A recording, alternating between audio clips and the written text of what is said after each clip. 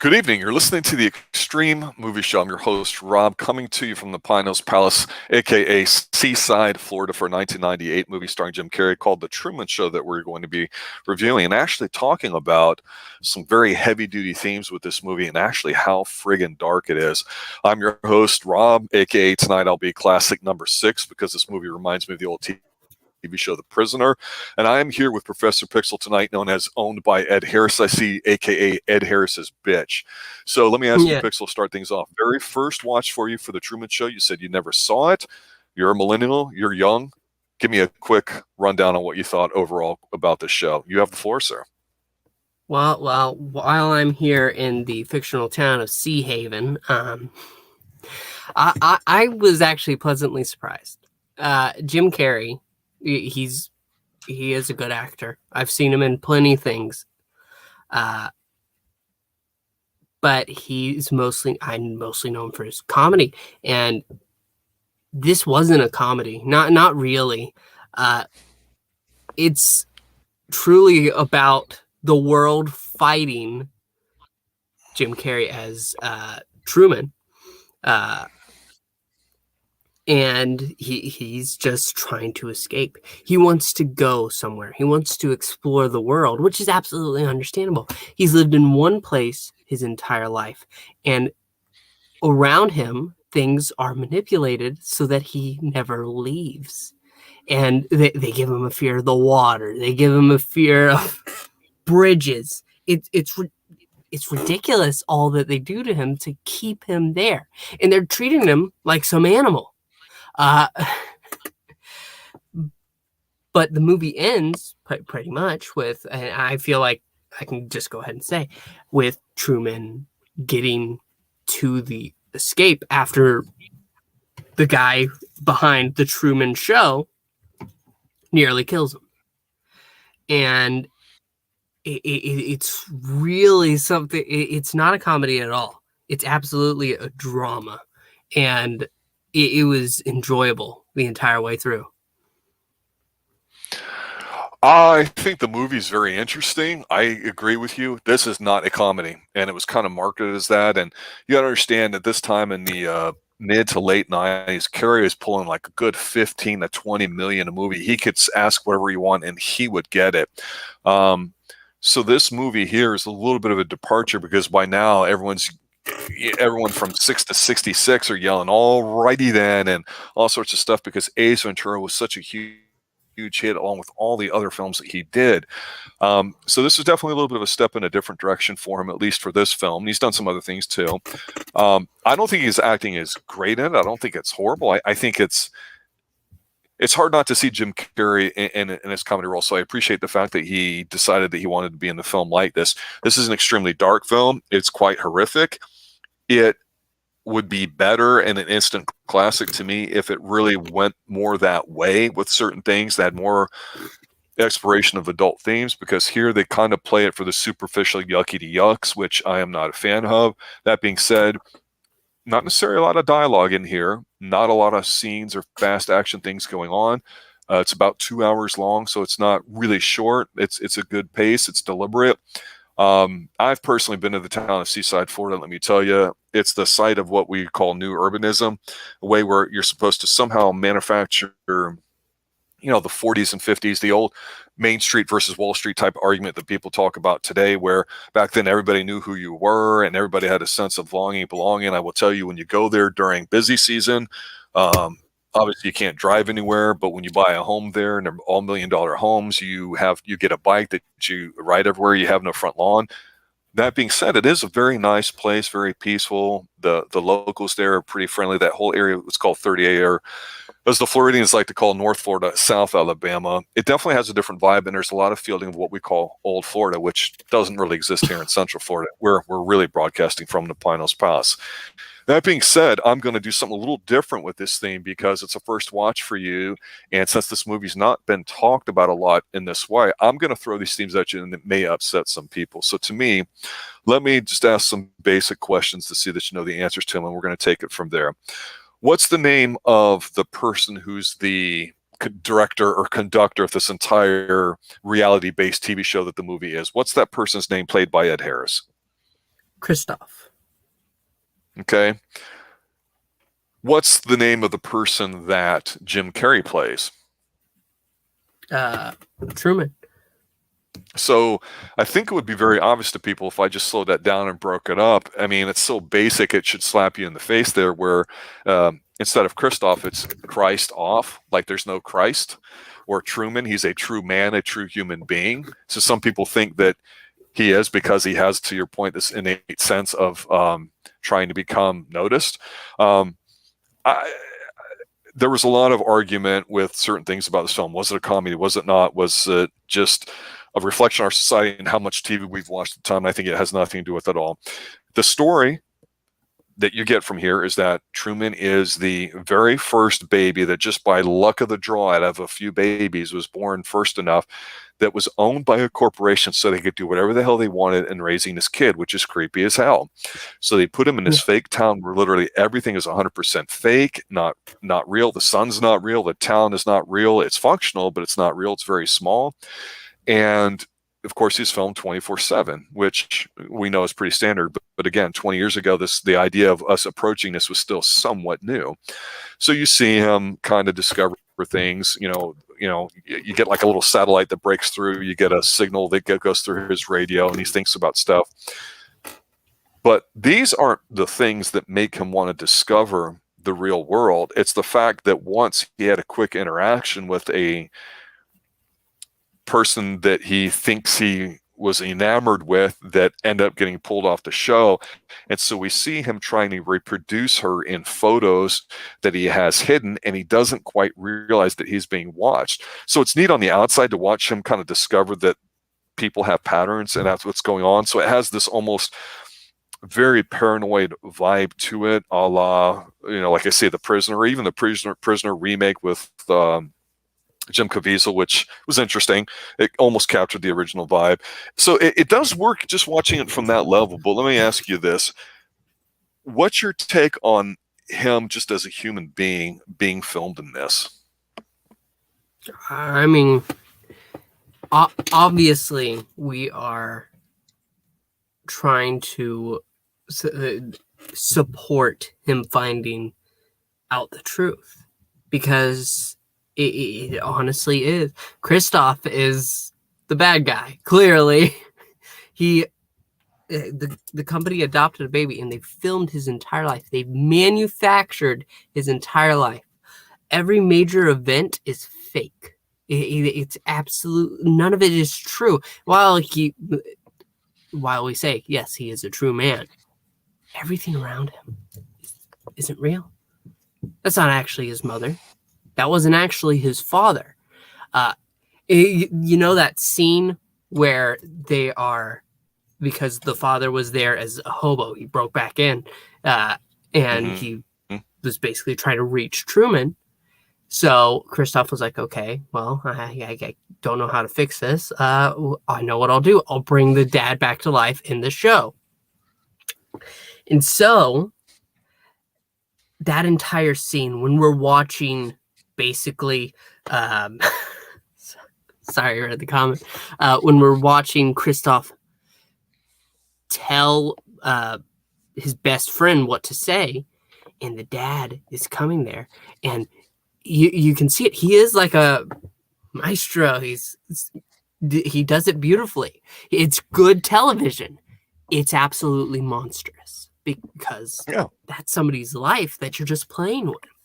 And the entire end of this movie, where Jim Carrey is trying to fight nature itself to escape, and then he's climbing the stairway up to the exit door of the dome, and Christoph starts speaking to him through the speaker, like he's playing God. He knows that, but I really hated the ending. I mean, it just for reasons not like what you're saying, but just for the way they did it. And the film kind of starts out to me, I think, doing a smart thing. They basically give you the premise, and you're like, okay, that's cool, and it's got Jim Carrey. That's enough to make you go see it. So you go and you check it out, and it's in this beautiful, somewhat unique looking place. There's a place that you and Eglinton from I Love Comics are familiar with, and myself as well, called Celebration Florida, which is near Walt Disney World here in Central Florida. And it was designed off this idea of new urbanism. And there's weirdo, creepy stuff that goes on in any of these places, just like anywhere else. There's certainly no utopia, but it's designed differently, and that throws most people off when they check these places out. So the fact that they filmed it in a real place is just kind of intoxicating, because it is a really nice looking place when you go to Seaside, Florida. Oh, yeah. But of course, you have to start with the constraints of the show. It's 24/7. Of course, they don't show you anything graphic in nature, but they do, in a way, I think, make you a little unsettled early on, because basically it's a seaside town called Sea Haven in the movie, where they say, okay, we're going to have to somehow make him where he doesn't want to travel. So they basically almost drown him on purpose on live TV. So he's rattled about it, and they fake his quote unquote father's death, so he doesn't want to do anything. And there's even a scene there where he's talking to a travel agent, which they still existed at that time, where he's trying to fly out of there. She's like, oh, we don't have anything, we're booked. And then when you look in the background, there's posters of like, it could happen to you, and they have like a lightning bolt in a playing ground. Yeah. Stuff. The background subtle stuff like that that's not spoken is really, really cool. And to me, the disturbing thing here was just thinking about him as a human being and the people that would choose to be a part of it. And I'm just going to start with his wife. Laura Linney did an excellent job in here doing it. They'd have an argument or say something, and then, in the middle of it, while it's getting really, really tense, and it's a very emotional thing, she'll throw in a product placement, and it freaks him out, and he's like, what the F is going on? Because here's the thing. Who are he's you talking to? Yeah, he's like 30 years old, and let's be honest. Here's a legitimate question. Is he a virgin? Because think about it, if she's having relations with him, whether or not they're showing it or not, or you call that good TV, they did mention here that they don't show it, they allude to it and stuff. So it's basically told you that it does happen. He's got to know the birds and the bees at least a little bit, but he has no idea how real people interact, because he's not around real people. He has no idea how jobs work. He has a very limited education, even though he speaks English and seems like a normal adult. But basically, he's got the functionality of a prepubescent boy, maybe 10, 11, 12 years old. Now, he's not childlike or juvenile, but he's got that naivete that he would get destroyed in the real world. And that's what makes this disgusting, because, okay, you're being raised by this corporation, you're being forced to star in something you have no choice in. Somehow the government allowed that to be okay. It's a rating smasher for 30 years. They don't really go into it more than that. And then you have basically him escaping, like you say, maybe through an act of God or defying God, however you want to look at it in Christian terms, and the movie ends. But that being said, the chick that he has this moment with, they run out, and she knows it's not real, and he has no clue. And it's kind of neat to see this hidden, forbidden, desire and love, where they run to the beach, and she says, oh, we don't have any much time, and she kisses him and they explain stuff. He has her sweater, and you're like, okay, I get why he's got this urge, because otherwise you're like, would he have that? And then when they haul her away, and the guy that comes in to play as the father says, yeah, she's on meds and all that too, you're like, this is friggin' creepy. It's not funny. It's not supposed to be, but they don't give it the extreme treatment and go dark enough on some of these things, because I think it would overwhelm everybody. But here's the thing. You see her rooting for Truman, and of course she's now the anti-Truman Show, if you will, fan. So she's a stalker. She's crazy because she fell in love with this idea of this guy on there that has no idea what the hell's going on. Everybody's opposed her, no matter how friendly they are to him in this town.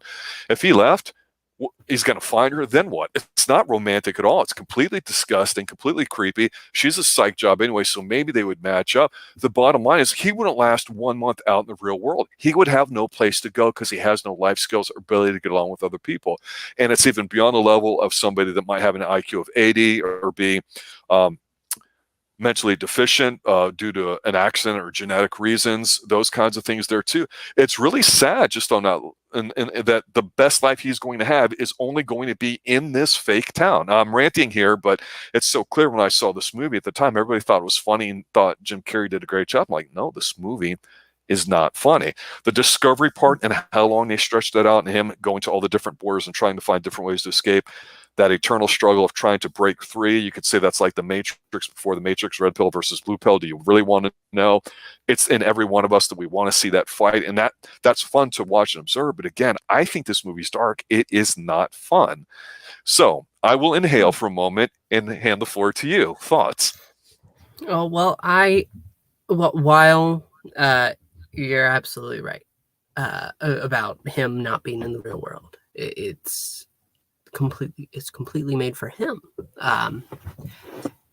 I feel like I don't see see the love interest that he had years ago as the crazy stalker chick. I see her as somebody who was in the show and she realized this isn't right. I mean, I know this guy. I see him right here, and he wants to spend time with me, and they're trying to push me away. They won't allow him the freedom to interact with the people he wants. They want to completely control his life. And so whenever she's gone away to Fiji, and which is why one of the places he wants to go, Fiji, because she's there. And it's I see it as I saw it as romantic. And it's truly what he wants. And I feel like I'm not happy about it just ending how it did either, because there should have been what's outside of that exit. That's my initial question. Because is he just going to step outside and be out on the sidewalk, people walking? Okay. No. Where does it go from there?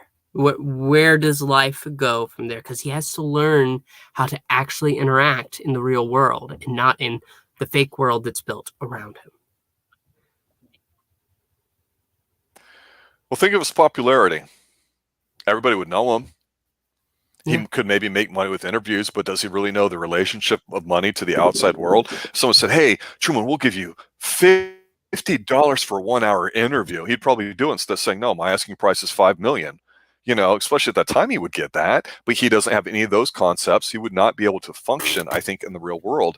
What job could he do? He doesn't know how to do anything, and he doesn't know how the real world acts. So it's just very frightening that, you know, like I say, you have a 30-year-old man that supposedly is being raised by this corporation, and yet, okay, at the end it's implied that Christ gives him his independence or whatever.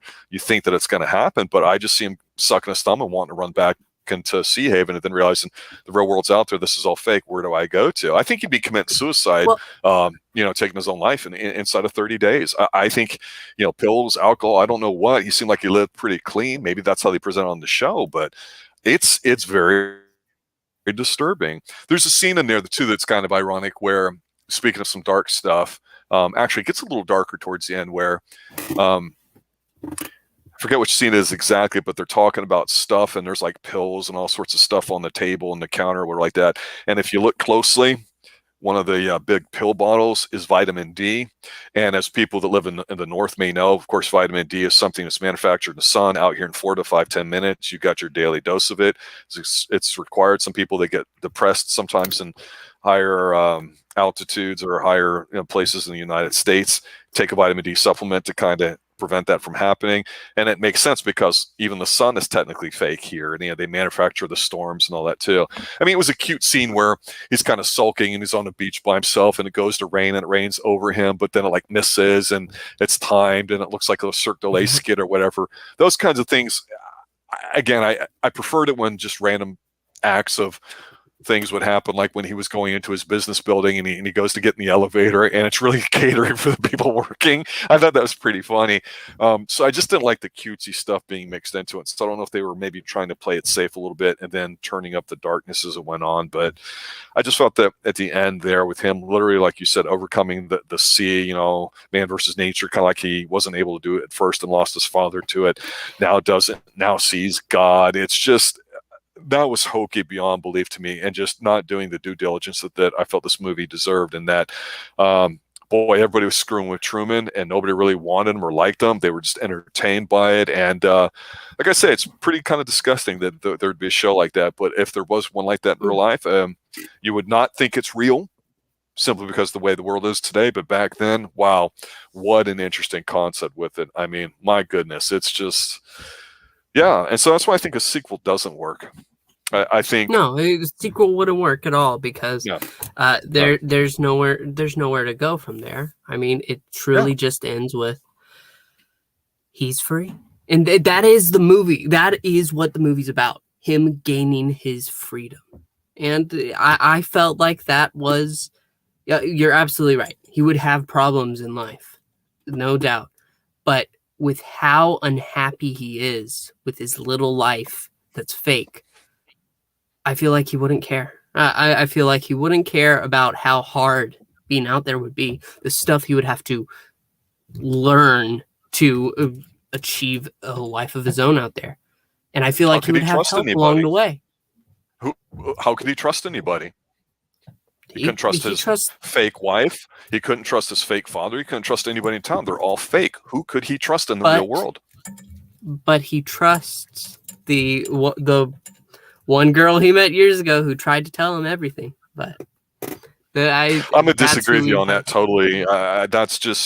That's infatuation. Maybe a little lust in there. Who knows? But the fact that they were trying to pin him down. If you look at this just in terms of relationships, there's zero chemistry between him and Laura Linney physically. I mean, emotionally, it's completely manufactured. That's why I say she did such a good job in here faking being a wife. He doesn't know what it means to be a wife. And there's that scene where you see him with a secret girlfriend, kind of, where they're making goo eyes and all that. And maybe it was unscripted. It was good TV at the time.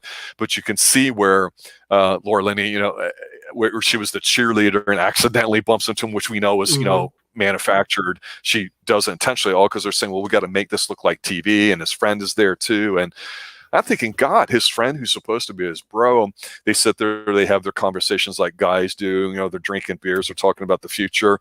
And I think he's a nice compliment too, because he's like, yeah, I don't know. You go somewhere, it's not as good as here. Here you've got this, you've got that. And he's like the Eeyore of the group, a sad sack that makes you go, yeah, I guess I probably shouldn't think this, but I really, really want to try.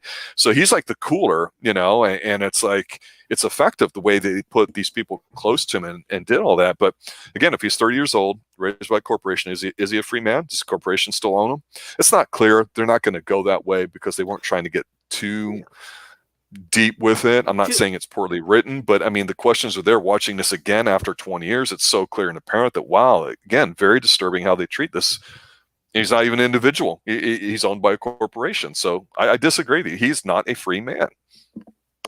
Oh, well, I guess we'll never truly know until we see what happens after. But that was just my take on it. How different was this movie than stuff that you're used to watching, or was it not? I mean, there's nothing really like it that much going around right now. But I really did enjoy it. Would I see more like it? I don't know. I think it's something unique in a way that you can't really copy. I know you compared it to The Matrix, but I don't really see that because of the coat of paint they put on that. I feel like this is much more down to earth, even if it is in a fictional town inside of a dome, which I am currently in right now. Hi. Well, that's where I'm getting a little lost, because to me, I'm looking at it going, yeah, everything's manufactured. Yeah, it's a small town.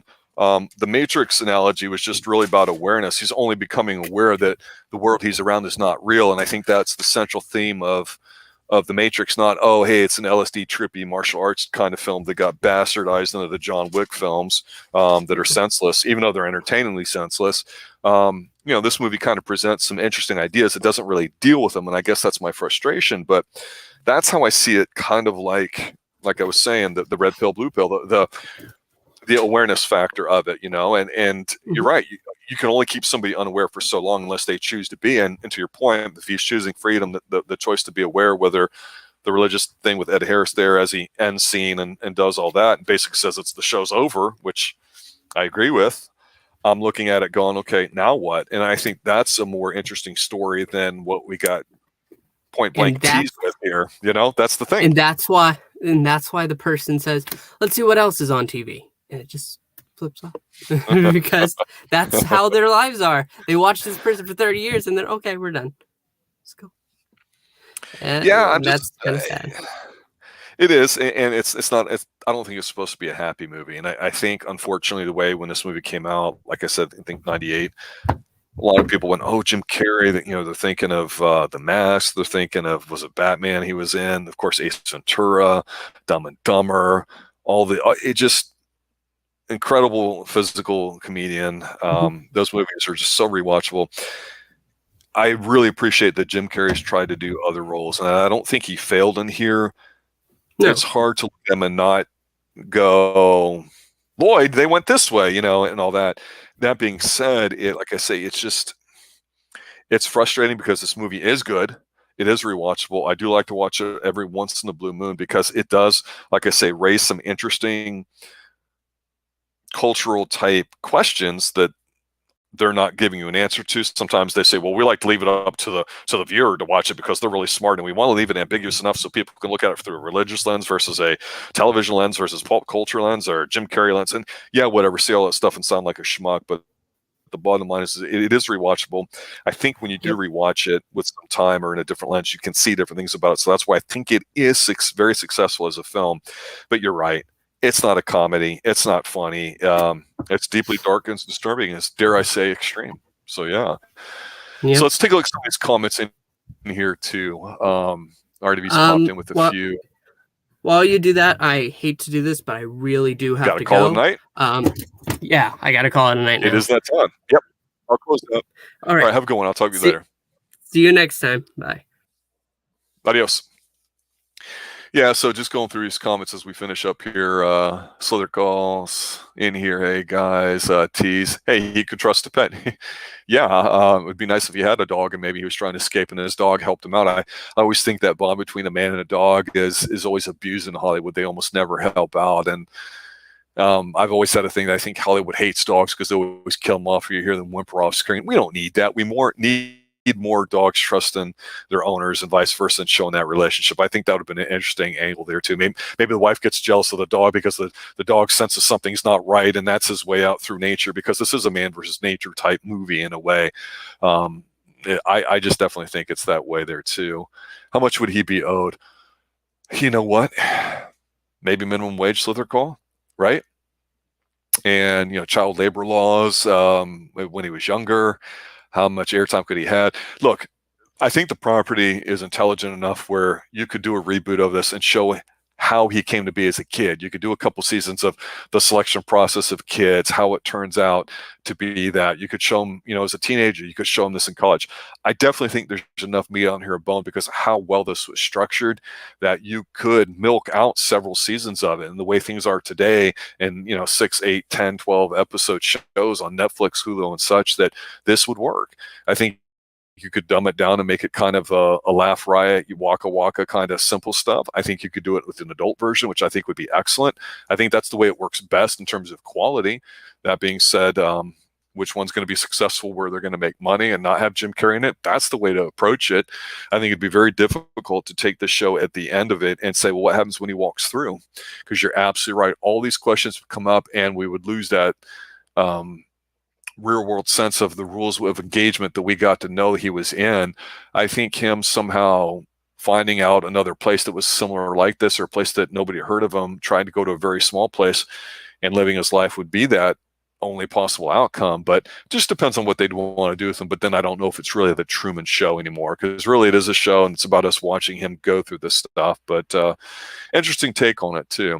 Pixel had RDV. He had a commitment with his family. He had to just get out of here right at 8 o'clock. So we were trying to finish it up really quick against that too. So I wanted to go ahead and just finish up with some of the comments people had in chat about this. But yeah, really interesting movie. I really didn't think at the time this would be one of the last really good, interesting dystopian type movies out there that would make you think a little bit about stuff, but enjoy the process of watching it. And ultimately, that's what we really want to talk about, is whether something's good or bad. Is it entertaining? Is there something about it that we like watching or we can see differently? Truman Show is just one of those films that just needed to get talked about. And so for Professor Pixel, I will state that the people that are listening now or just starting to, Pixel had never seen this. And so we were talking about it as a potential film for a while. And he said, okay, I'll give it a shot. Don't really know anything about it. So without going on and reading anything, just watched it on the cold watch and took notes. I thought, okay, this is cool. But yeah, I thought it was neat. Yeah, the Matthew McConaughey movie, I know what you're talking about, Slither Call. It was sort of similar to it. I think that was made for one of those streaming services a couple years ago, and I know exactly what you're talking about because I walked in on half of them and went, oh, this is like the Truman Show, kind of, sort of. And I think the way these work is not because of the actors, it's because of the way it's structured. You're not getting the lost flashbacks or the dreaded multiple timelines that you don't know, going forward, going backward kind of nonsense, which just I'm not a fan of necessarily. You're getting something that's challenging your perception of reality and making you look at stuff, and you don't know where it's going, but you know it's going somewhere, and all it has to do with awareness, which Jim Carrey's character, Truman, he has no awareness about the real world. He's in his own little bubble, literally, figuratively, like we all are. Reality is, how you perceive it. Some people like to say, if you want to get really philosophical, I know Dalton the Authenticator likes to. Reality, I would say, is what exists, whether you are aware of it or not, and it shows up a lot of ways. And think of the self-doubt that Truman would have if he were allowed to go out and be a free member of society. And let's say they gave him all the friggin' money he wanted in the world. Okay, let's say he finds a place. Let's say somebody is a crazy fan, doesn't take him out. Let's just say they choose to ignore all those things that happen in today's world. Let's say we go back and we find him kind of doing something, trying to find some hobbies. Maybe he has a pet. What kind of self-confidence is he going to have? Well, do I really know how to sell insurance? Do I really know how to garden? Do I really know what seasons are like wherever I decide to go? And that's just interest and hobbies and reading. What about the education I've got? It is really above, a sixth grade level. I mean, there's a lot of high schoolers out there that can't read or write. Let's be honest. He seems to be somewhat formally trained, but do you think they really taught him all the geography in the world correctly? No. Do you think he really knows how to drive a car? Well, he did do it, but is he going to be able to drive in a real world where his exact location is not being monitored? I mean, this isn't a self-driving autonomous vehicle like Tesla claims to have at some point, or the whole electric vehicle movement allegedly is going to go to. No. So it's just really interesting, but I love the fact that he's becoming more and more aware about things too. And I think, of course, if they did do a TV show as the adult version, they would have his love interest in there, and they would probably play that for yucks or the romantic interest. And I just don't think that that's realistic. That's where I do disagree with Pixel on it there too. Maybe it could be a theme to cover dystopian movies. Yeah, I think the biggest problem with these dystopian movies is there's almost never a solution. It all kind of degrades into like a Lord of the Flies type situation where, like, you look at The Walking Dead, and I felt The Walking Dead was very interesting, just dealing with the everyday fight for survival, which I think has enough themes in it that says a lot about human character, rather than weird dopey looking guy here that doesn't act with any common sense, expository villain over here for this season that nobody cares about, and how he degrades down. I just think that whole discovery process is really what makes this movie, well, goes to his bully for help. Yeah, maybe every episode is like him, like the Thomas Crown Affair, where he's just laying down talking to his therapist, and he just talks about stories, and that's all we get, and then maybe something that happens in real life. But it would actually, the real way you'd have to do it, and I'll just leave you guys with this thought, is he goes into the real world, and the only way he knows how to cope without medication, without drugs, in other words, you can't unsee what you've seen, is maybe he just starts looking at the world through, well, wait a minute, I'm going to go full conspiracy gun here, because I see things now through this lens of everything's fake, everything's phony. Maybe he goes a little Mel Gibson's conspiracy theory, where he starts noticing certain things or whatever, and people don't listen to him because he's that guy that wasn't a real human being on a show, so everybody ignores him and blows him off and doesn't treat his celebrity as being serious. But then yet some people that are whacked job crazies all see that he sees that there are these big conspiracies out there, and then you could equate it to certain things in real time. I think that's a potential way to go, but modern Hollywood would not make a film like it. That would be kind of interesting to see how he sees the current world in the eyes of being its own show rather than just his own personal show. That would be kind of interesting, I think. Well, I'd like to, of course, thank Professor Pixel for showing up and doing that. He had a commitment that was pressing he had to get on to, so we were trying to fit in as much as we can. RD as well had some commitments, but I see he's in chat. Good to see that your comments are there. Truman Show, ladies and gentlemen. Check it out. Maybe you've got some themes about it you'd like to share with us in the comments below. That'd be great. We just did Kolchak on Xtreme TV, season 1, episode 5, The Werewolf, where Kolchak's he's on a swingers singles cruise, and it gets kind of interesting. So check that out when we drop it here in a day or two, as well as season 1, episode 5 of Twin Peaks. It's my personal invitation to love for all of you listeners out there. We have some very passionate Twin Peaks fans there too, and grab your cup of coffee, take a listen to that. We got some other stuff coming up as well too. So for that, I would like to thank everybody for showing up. As always, good night and stay extreme.